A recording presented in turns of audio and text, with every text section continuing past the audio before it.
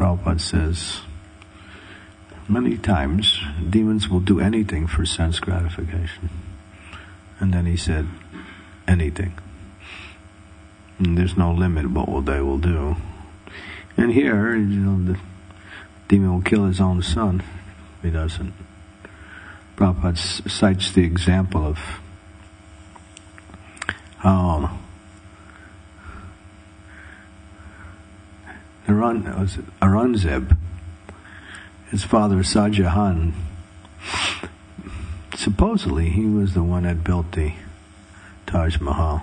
Of course, there's some controversy over that also. And it was a dedication to his wife who died. It was a tomb for his wife, actually. So Shahjahan was one of three brothers. Not Shahjahan, but Aurangzeb was one of three sons of Shahjahan. So Aurangzeb was very envious. So he didn't like his father ruling, so he was powerful enough, so he wound up killing one of his brothers, driving the other one away, and imprisoning his father just because he wanted to be powerful. He was envious by nature. Of course, we know the history of Aurangzeb and all his atrocities. And this is an example of what the demons are like. There's no limit to what they'll do for sense gratification. So here we see the same example. Prahlad Maharaj's father, Hiranyakashipu. I mean, he's demon personified. If we have to think of demons, we think of Ravana, Hiranyakashipu, people like that. I mean, ones who are, first-class demons.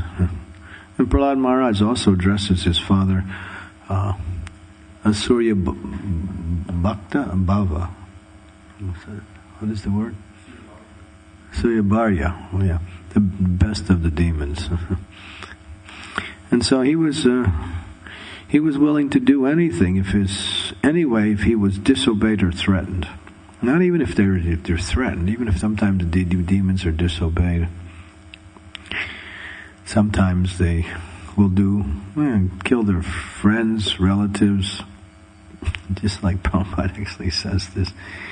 He says when the Islamic people were ruling India, they wouldn't there was one Islamic ruler, he would have a Hindu as assistant, because if he had another Islamic person as his assistant, he wouldn't trust him as much as he would as a Hindu. Prabhupada talks about that. How they don't even trust each other. So that's the nature of demons. They don't have any trust for each other, what to speak of trusting other people. So, but Prahlad, because he's protected by the Lord, he cannot be killed. He's referred to by his father as the enemy and the killer of my brother, because he's on the side of the Lord, or he's a devotee of the Lord.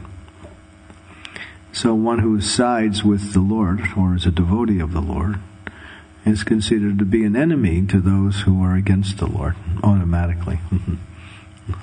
So Prabhupada said in Krishna consciousness, although you don't make anybody your enemy, everybody will make you your enemy. You have enemies just because you're a devotee. Prabhupada says, but never mind. Never mind, because we have to serve the Lord, so we're willing to take on whatever difficulties. Even when Prabhupada was here, he had many difficulties. A lot of times we don't hear about the stories. One time Prabhupada was getting off a plane, and he was walking down the runway towards the terminal. And he was with his one or two servants. I think Harikesh Maharaj was with him.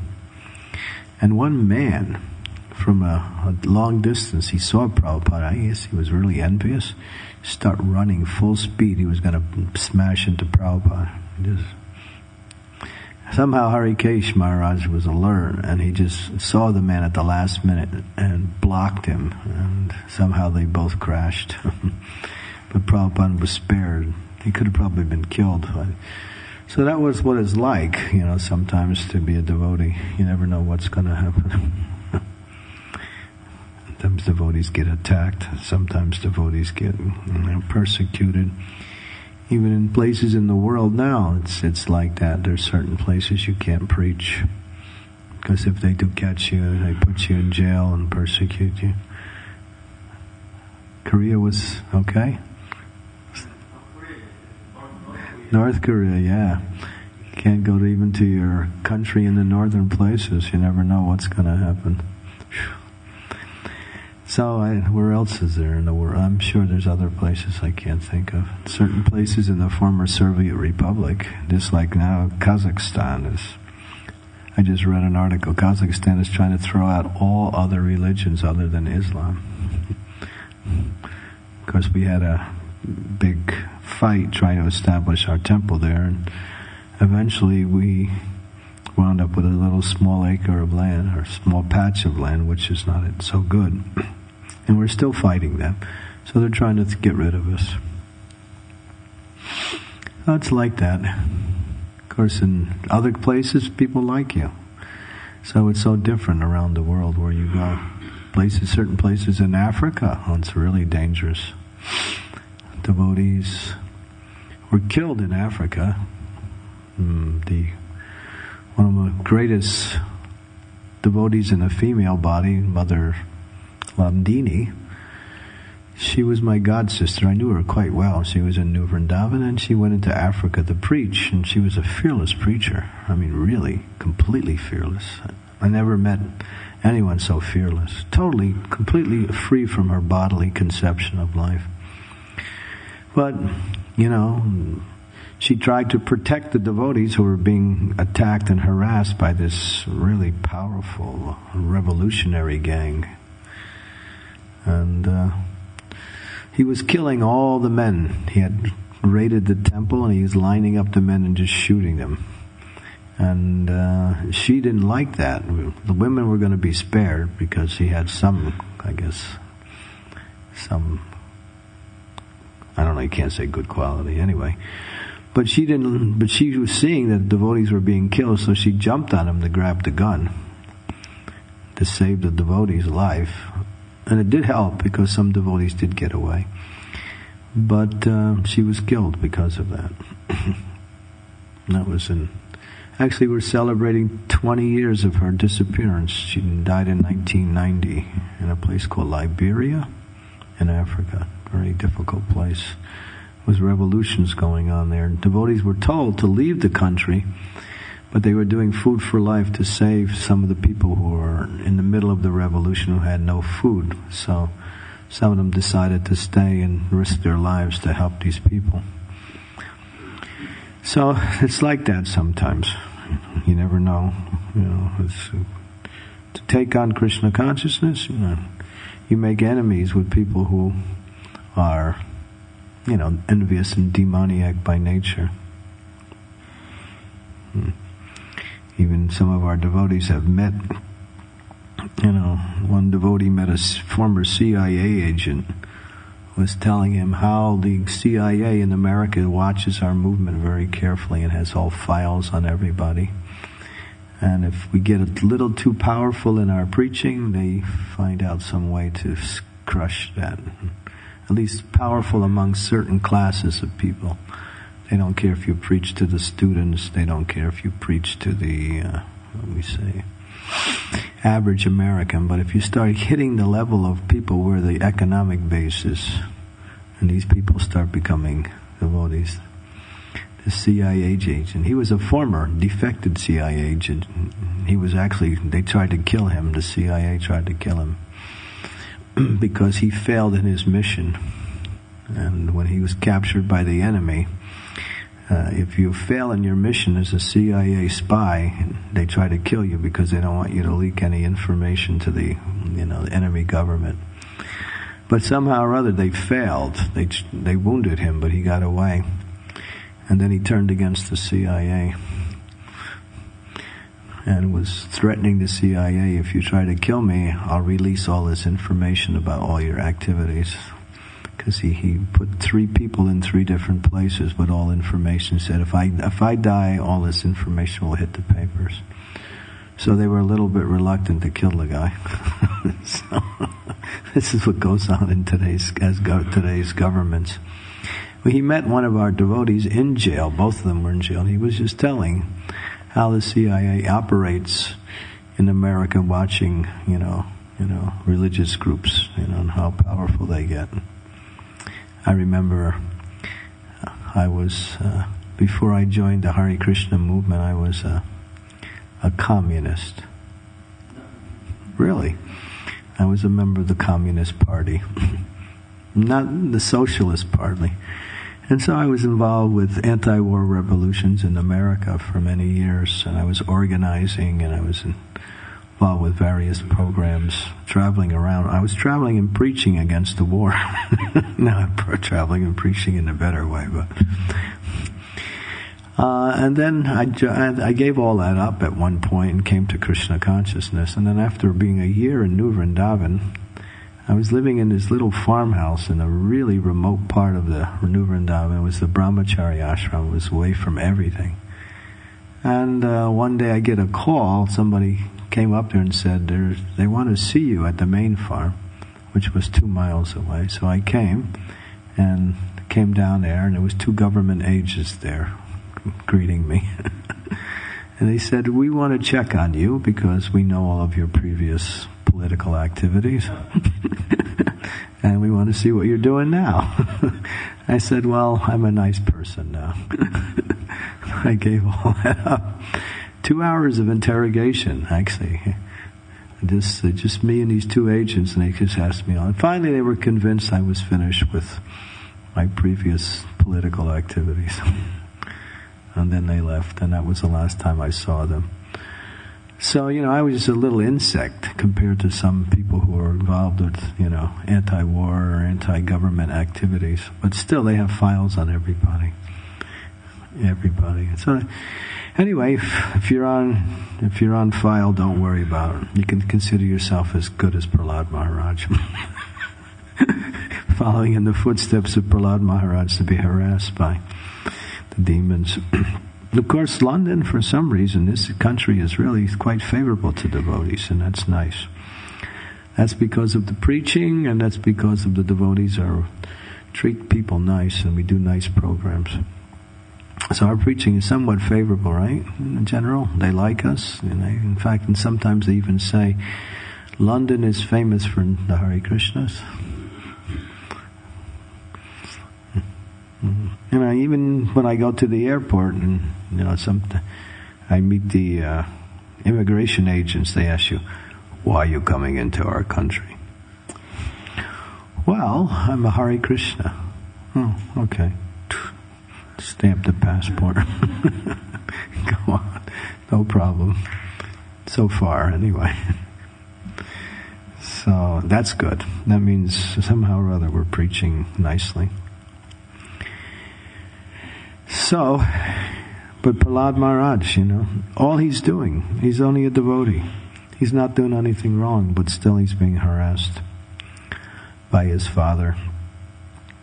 And Prabhupada makes a point that Prahlad Maharaj is as good as the Supreme Personality of Godhead, because he represents the Supreme Personality, and he resembles the Supreme Personality of Godhead. There is a type of liberation where one gets the same form as the Lord. Not that you become the Lord, but you actually look like the Lord. It's called Sarupyam Mukti. It's one of the 4 acceptable forms of liberations for Vaishnavas. There is having the same form as the Lord, having the same opulence as the Lord, being on the same planet as the Lord, and being in the association of the Lord, I think. And it requires some better explanations, but these are generally what the topics are. So if one can get one of these liberations. But Prabodhananda Saraswati, one of the most prominent Vaishnavas from South India. He was the brother of Venkatabhata and also very much absorbed in teaching the principles taught by Lord Chaitanya Mahaprabhu. He basically says that these liberations are useless. Actually, he talks about samipya. Sahuja liberation. But in different places within the Chaitanya Charitamrita, it says that devotee doesn't even aspire for these liberations, any form of liberations. A devotee wants to engage in devotional service. Nadanam na janam na sundarim kavitam va jagadisha kamoye manma janmani janmani ishwari bhavatad bhakti ahoituki. Now the devotee doesn't want wealth, Lord Chaitanya preaches, doesn't want followers, doesn't want the pleasures of the opposite sex, doesn't even want to be known as a great devotee. Devotee wants to stay in the background. Devotee wants to do nice service. When we say important service, that is to help to preach the mission, but at the same time the devotee doesn't want anything. He's happy just to engage in devotional service, knowing that the Lord is pleased and others are benefiting. In the Ramanuja Sampradaya, there's a beautiful story. I'll tell this story. It's about what is the qualification of a pure devotee or a great devotee. So there was a brother, I think it was the nephew of Ramanuja. His name was Dasarati. Was it Dasarati or someone? One relative of Ramanuja. He came to Ramanuja and wanted to know, well, what is the quality of a great devotee? Ramanuja said, you go to Shailapurna. He's in Tirupati. He's taking care of the deity there. You go there and you ask him. So he had to travel from Srirangam to Tirupati, which is a distance. Finally, he met Shailapurnam there. And Shailapurnam was busy, engaged in various activities. He had just established the deity there, and he had built a nice garden. Nobody was there before them. Him and his elderly wife, they both came together. So he was serving his guru so nicely. So this devotee asked him, I've come on behalf of my spiritual master and Ramanuja, and I asked him a question. He sent me to you. He said, "What is your question?" I want to know what is the quality of a great devotee. Shailapurna didn't answer his question. He said, "Why don't you help with the service here?" So for 6 months, he engaged him in service. After 6, he never answered his question, never even brought up the question again. And the devotee was just happy to serve. So after 6 months, he came to him and said, "You had a question?" He said, "Yeah." He told him his question again. He said, "The quality of a great devotee is, he's like a crane, like a male hen, like salt, and like you." And he walked away. That was his answer. A crane, a male hen, salt, and you.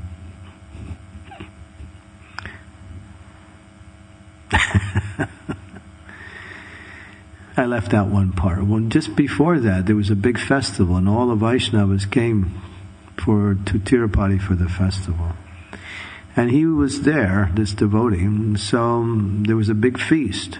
So he was asked to serve. So he served all the devotees, and then it was time for all the servers to sit down and serve. And he was asked to serve the servers. So he did, willingly, happily engaged in service. And then later on, after he did that, then he was asked, "Well, what was your question?" So he got that answer. So a crane is by nature white, so it represents purity. A devotee is pure and has no material desires. A crane lives by the sea or by the nice water, but the fishes go by and the crane is looking into the water trying to think which fish to get. But he lets the little fish go and he takes the big fish. So a devotee is like that. He doesn't want to waste time with small topics. He's thinking about the topics of the Supreme Personality of Godhead. Sometimes the rivers flood where the crane is, so the crane leaves and go to the ocean. Doesn't stay in the flooded areas. So a devotee doesn't want to associate with worldly-minded people. When worldly-minded people go, he goes to where the Vaishnavas go. So that's the crane. A male hen, he's looking for things for his baby.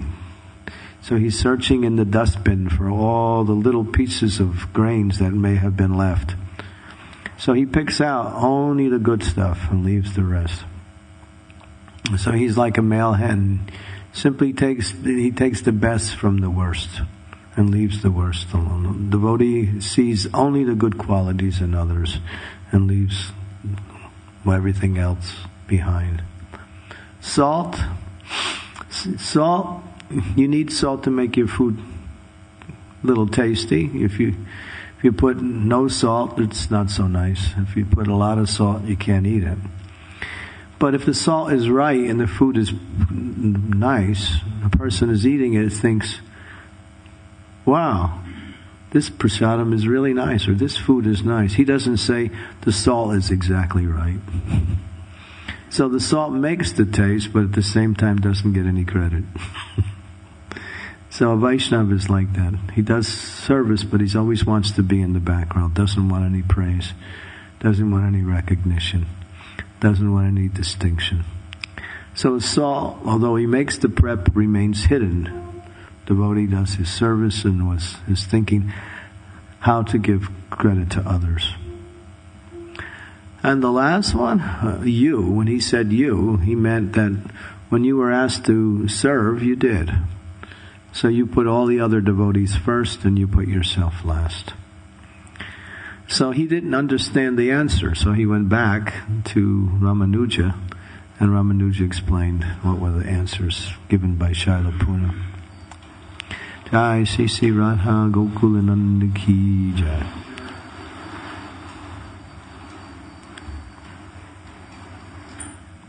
So it's interesting, Prahlad Maharaj although he's being killed and threatened, and this is the upcoming verses, gets pretty sticky here. Prahlad is not complaining, he's not even defending himself, and he's still thinking about the welfare of his father. It's amazing. He's being killed by his father, and he's not thinking of himself, he's thinking how to help my poor father. There's a beautiful story that's not mentioned in the Bhagavatam, but it's mentioned in one scripture called the Hari Bhakti Sudodaya. In the Hari Bhakti Sudodaya, it's divided into two categories of topics, one about Prahlad Maharaj and the other one about Dhruva Maharaj. In the section of Prahlad Maharaj, Prahlad is really preaching. What we get in Bhagavatam, he's preaching to his father, but he was preaching so vigorously to everyone. His schoolmates, his teachers, his father, everybody. He was like a fearless preacher, 5 years old. So part of the torture that his father subjected to him, which was a consequence of what didn't work before then, he called his powerful tantric brahmanas who had all this power to put spells on people. So he said, put a curse on him and kill him. You know, Brahmins can do that. And they have power to curse. Brahma Tejas is more powerful than Kshatriya Tejas. Be careful. If you're a qualified devotee, don't curse anybody. Because you do have power, but we don't use our power in the wrong way. We use it only for the benefit of others. But devotee has power. So, this Brahmin, he has power. So, they were putting all these curses and mantras and all these things on Prahlad. But Prahlad was taking shelter of the Supreme Lord and nothing was happening. But there's a principle that if you put a curse on someone and it doesn't work, it goes back to you. So it was going, because Prahlad was completely protected by the Lord, the effects of the curses were going back to the Brahmins, and they were dying. They were actually dying. And so what did they do? They went to Prahlad and said, Prahlad, save us. We tried to kill you and now we're dying. I mean, an ordinary person will say, ha ha ha, I won, you die. But Prahlad was so compassionate that when they offered prayers to Prahlad and prayed, he said, okay. So he prayed to the Lord, and somehow the curses they were freed from the curses. That was Prahlad Maharaj. What a great Vaishnava. He's only 5 years old, too, imagine. Who could think of a 5-year-old boy having such extraordinary qualities? But he's a Mahabhagavat. He's a very great soul. And the last point, which is a little different from the rest of the discussion, is that if you go back to Vaikuntha and you attain liberation in the spiritual world in the Vaikuntha realm, you actually are equally situated with the Lord, as Prabhupada says here. It says, in the Vaikuntha planets, the servants of Lord Vishnu and Narayana are equally situated with the Lord. But they know the difference between the Lord and themselves, and therefore they always worship the Lord in awe and reverence, although they are nicely situated, opulently, spiritually opulent, and have all great facilities there. So, of course, we usually talk about perfection in two realms, Vaikuntha and Goloka Vrindavan. Chaitanya Mahaprabhu has brought us Goloka Vrindavan, the realm of Krishna's pastimes as the cowherd boy, as opposed to Sri Narayan. Of course, according to your, what we say, internal mood, you can attain either one or the other. Of course, there are some who have the internal mood of Vaikuntha that may aspire for Vrindavan, but it's very difficult. But anyway, Lord Chaitanya is giving us the qualifications to enter into the mood of Vrindavan through the process of Harinam Sankirtan, which is the mood of Vrindavan. Okay, so I'll stop there. Any questions? Comments?